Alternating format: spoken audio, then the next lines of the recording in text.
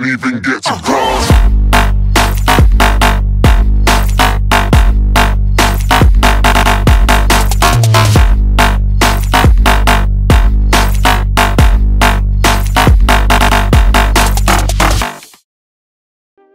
Oggi parliamo di scarponi, ragazzi, perché ovviamente dopo aver parlato di tavola e dopo aver parlato di attacco, oggi parliamo di scarpone. Lo scarpone è, secondo me, la parte più importante, perché io penso che il setup della tavola parta proprio dagli scarponi, e per non sbagliarvi sugli acquisti online questo video secondo me vi sarà utilissimo. Perché vi ricordo sempre che se andate nei negozi questi video non vi servono, secondo me, perché chiunque lavora in un negozio di snowboard e tutte queste cose qua le sa già e ve le spiega molto bene anche direttamente in negozio.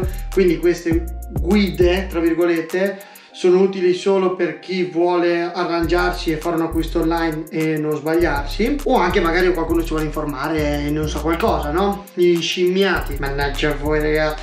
Comunque, per non sbagliarvi, non fare un acquisto sbagliato, appunto, la prima cosa che chiaramente dovete pensare quando andate a comprare uno scarpone è la misura, la taglia, raga, come con le scarpe. Sugli scarponi la questione del numero è molto importante, e il mio consiglio è: scordatevi la vostra misura europea, cioè 42, 43, 44, dimenticatevele completamente, perché gli scarponi, essendo molto grandi, molto imbottiti, molto grossi, sono un po' sbagliate le misure europee. La misura europea non è precisa, perché di norma io, ragazzi, porto un 42, ok, 42 e mezzo, che si traduce in centimetri. Dovete guardare i centimetri. Se voi avete a casa un paio di Nike o un paio di Vans, dovrebbero avere la misurazione in centimetri. Se non c'è, guardate la taglia giapponese, perché i giapponesi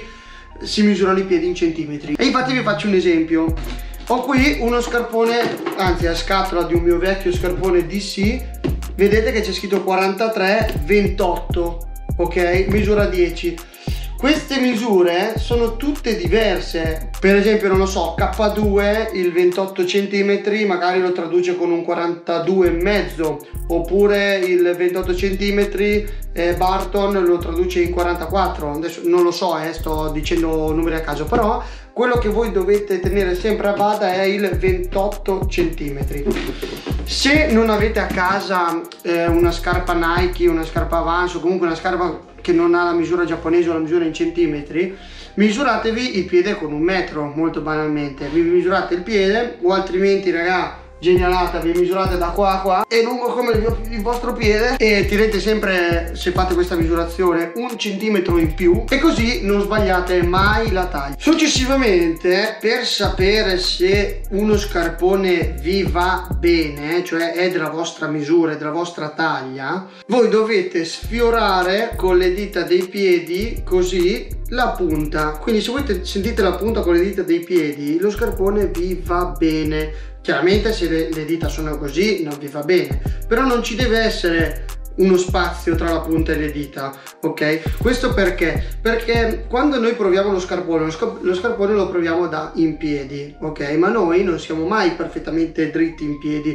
sullo snowboard, perché spingiamo sulle caviglie e quindi abbiamo il piede un po' di così, no? Un po' curvato in avanti, e quindi logicamente quando noi curviamo il piede in avanti, la punta dei piedi viene un po' indietro. In ogni caso questo è quello che dovete tenere a mente, quindi sfiorare con la punta delle dita la punta dello scarpone. Ora che abbiamo trovato lo scarpone che ci va bene, per valutare se uno scarpone va meglio per noi rispetto ad un altro, bisogna valutare la rigidità.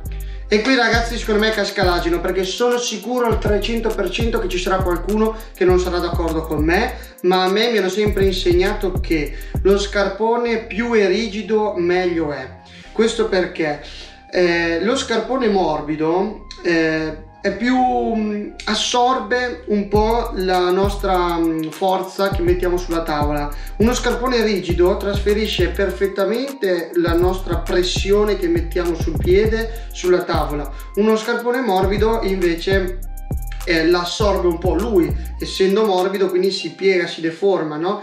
Cosa che invece uno scarpone più rigido fa molto più difficilmente. Quindi per la mia esperienza, principianti e non principianti devono avere tutti uno scarpone rigido. Certo, non dovete avere uno scarpone rigido che vi si seccano i piedi perché non vi ci passa più sangue da quanto li stringete forte, però comunque uno scarpone duro è sempre meglio di uno scarpone morbido, secondo la mia esperienza. Sono già sicuro che arriverà qualcuno nei commenti però gli scarponi morbidi per i principianti vanno meglio perché... Ok, se sei principiante va meglio allora lo scarpone morbido, però ti conviene comprare uno scarpone morbido con cui poi ti abitui, fai l'abitudine e poi dopo quando passi lo scarpone duro cioè sei punto a capo? Secondo me no, secondo me ti conviene prendere direttamente uno scarpone duro e poi prendi piuttosto la tavola morbida. Inoltre ragazzi, anche io non sono un amante degli scarponi ultra mega duri perché non sono un pro prima di tutto, e inoltre mi piace che lo scarpone mi sia comodo, lo preferisco intermedio, una morbidezza intermedia, perché così riesco a fare tutto, sono comodo, non mi fanno male i piedi, anche perché gli scarponi ultra mega duri vanno bene se siete Mark McMorris, altrimenti che cacchio ve ne fate sinceramente? Non lo so, uno scarpone duro come uno scarpone da sci e andate a sciare, raga, non so cosa dirvi. Adesso ragazzi viene la parte più interessante, cioè dobbiamo scegliere l'allacciatura degli scarponi, ok? Personalmente io sono un amante del boa, meglio se è doppio come questo qua, ve lo faccio vedere. Questo che ha l'allacciatura sia qui che qui, perché questa stringe la parte alta dello scarpone e questa invece stringe la parte bassa, ok? Questi sono scarponi molto duri, infatti non mi piacciono troppo. Certo, di pro hanno che durano molto di più di un attacco intermedio, perché quando uno scarpone diventa morbido poi si lascia troppo andare e bisogna cambiarlo. Però c'è anche l'allacciatura singola come questo è il mio vecchio scarpone che ha l'allacciatura qua.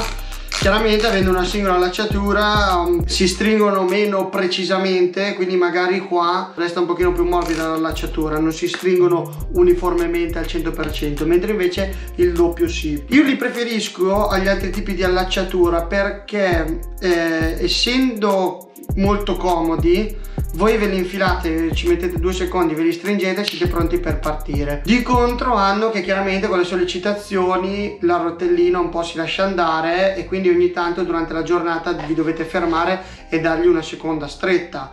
Però a me la comodità che c'ha il boa veramente mi piace da morire. Poi invece ci sono gli scarponi, quelli con i lacci normali, tipo quelli delle scarpe, per dirvi, no?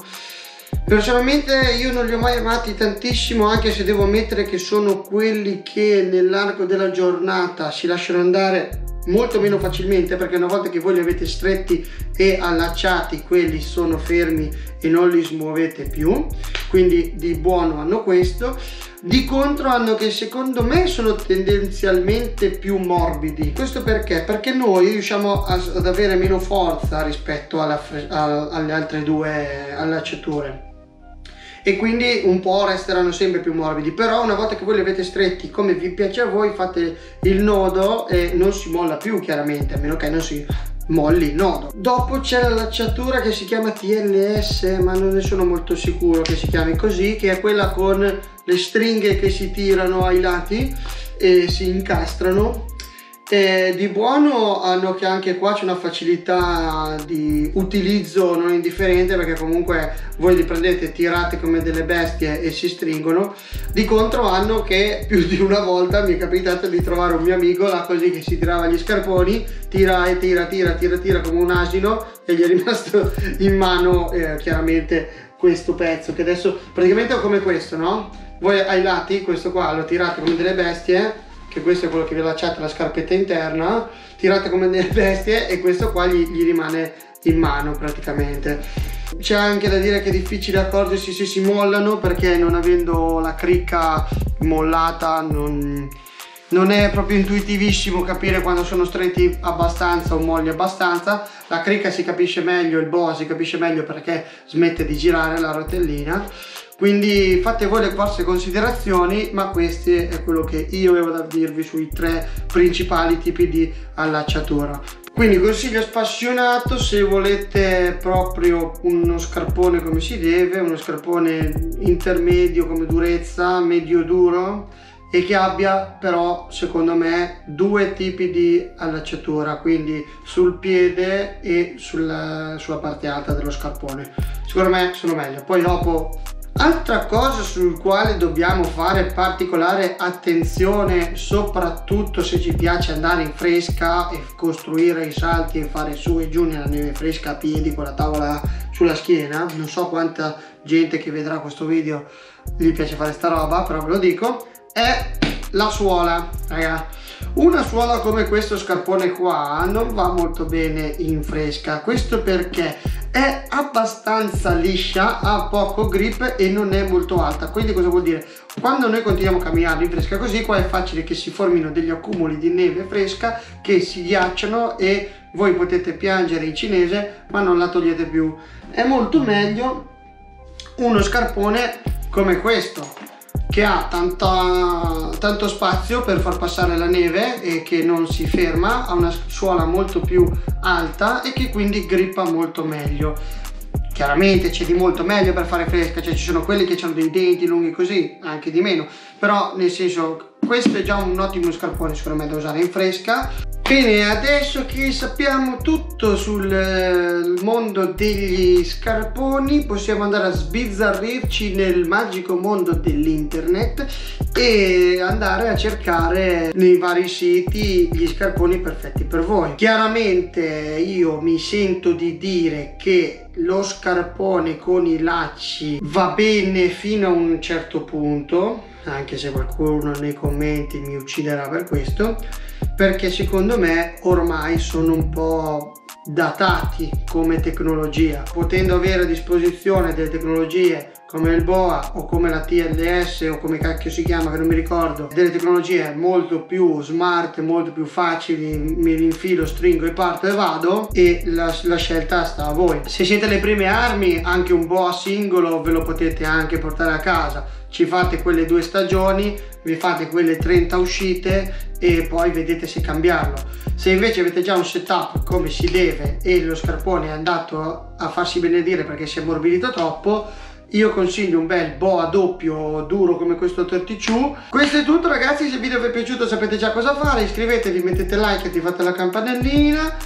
Giovedì non so che cosa vedrete, mi invento sicuramente qualcosa, se non riesco a trovare un video in moto da fare vi porto un altro video di snow molto interessante, che chiaramente dopo aver fatto tavola, attacchi e scarponi vi insegno a fare tutto il setup, montare tutto insieme, così poi dopo siete completamente autosufficienti. Io vi ringrazio per aver visto questo video e noi ci vediamo al prossimo video. Ciao ragazzi, vi voglio bene.